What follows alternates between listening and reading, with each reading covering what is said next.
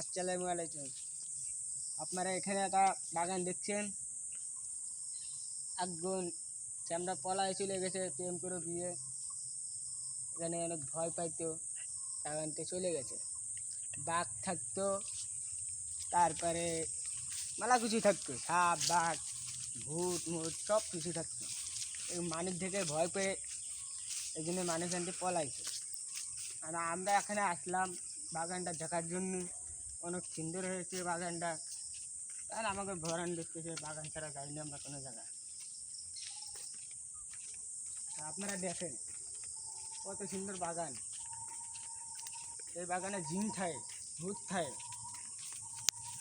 এই জন্যে মানুষজন আসতে ভয় পায়।